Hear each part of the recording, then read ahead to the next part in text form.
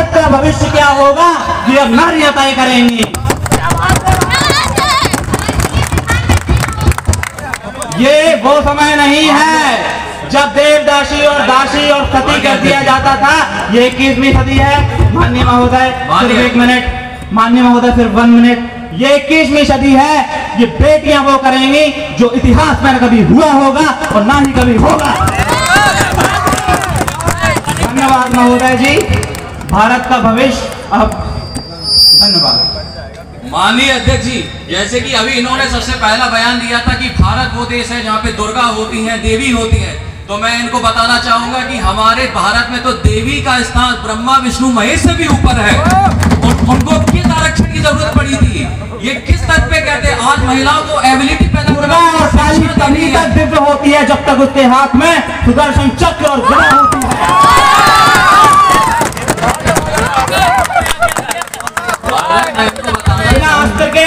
आप लोग देवी कुछ नहीं कर सकती और यकीन ना हो तो देख लो निर्भया।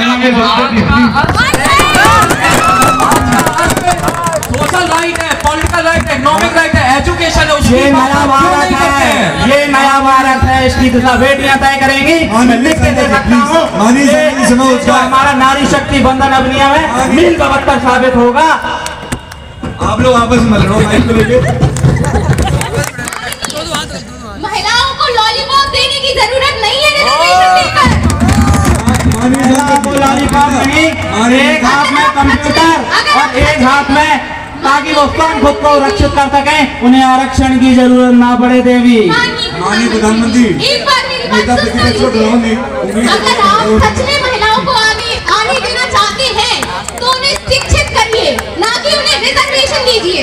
रिजर्वेशन क्योर नहीं है, रिजर्वेशन क्योर नहीं है किसी भी बीमारी का। रिजर्वेशन क्योर नहीं है, ये आप सिर्फ कुछ सिम्टम्स को क्योर कर रहे हैं, पूरी बीमारी को नहीं। अगर आप पूरी बीमारी को क्योर करना चाहते हैं आप गुस्सा को शांत करिए। प्रोत्साहित कर रहे हैं, हम उन्हें आगे बढ़ने के लिए प्रोत्साहित कर रहे हैं। जी तत्काल प्रभाव से बैठिए। माननीय प्रधानमंत्री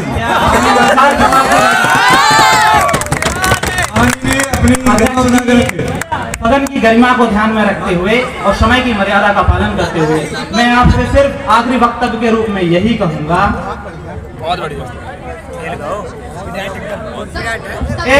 If there any part of our body decisions from any disease, then the whole body decisions. यदि हमारे शरीर में कोई एक अंग भी बीमार होता है तो पूरी प्राण शक्ति सिर्फ उस अंग पे केंद्रित हो जाती है। हम नहीं चाहते हमारे देश का कोई भी अंग पीड़ित रहे। और आज मैं क्या देना चाहता हूँ कि भारत की तस्वीर बदलने वाली है। कमजोर दिखाना नहीं चाहते। क्या आपने एक बार भी पॉलिसीज पे बात की है? क्या आपने एक बार भी ये कहा कि बेटी बचाओ बेटी पढ़ाओ पे प्रकाशन किया जाए?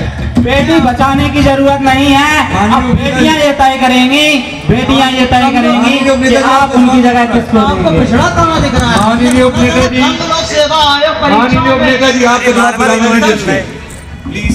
माननीय उपनेता जी, माननीय सांसद जी आपको भी जवाब प्रधानमंत्री देश के। यदि 2 लोग सांसद और बाकी हैं, उनको जवाब चाहिए तो प्रधानमंत्री से पूछ सकते हैं।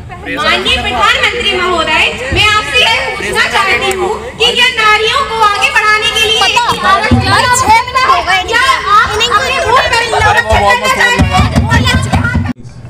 जैसा कि हमारे प्रधानमंत्री जी ने भारत की भव्यता की आंकन करते हुए ये बताया कि भारतीय महिला आरक्षण विधेयक संसद में क्यों पारित होना चाहिए। अब मैं आपके सामने एक वक्तव्य रखना चाहता हूं। यत् पूज्यन्ते नार्यस्ते रमन्ते तत्र देवता, यानी कि जहाँ रानी की पूजा होती है नारी की, वहाँ देवताओं का वास होता है। और इस परिपाटी वाले देश में लैंगिक असमानता को दूर करने के लिए महिला आरक्षण विधेयक पारित क्यों नहीं होना चाहिए। जैसा कि आप लोगों को पता है, मैं आपके सामने एक आंकड़ा रखना चाहता हूं। माननीय महोदय जी,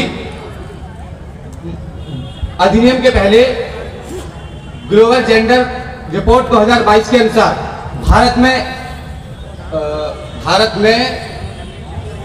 में महिलाओं के आरक्षण के लिए और उनकी रैंकिंग 146 देशों में 135 थी। 146 देशों में 135 थी माननीय महोदय जी।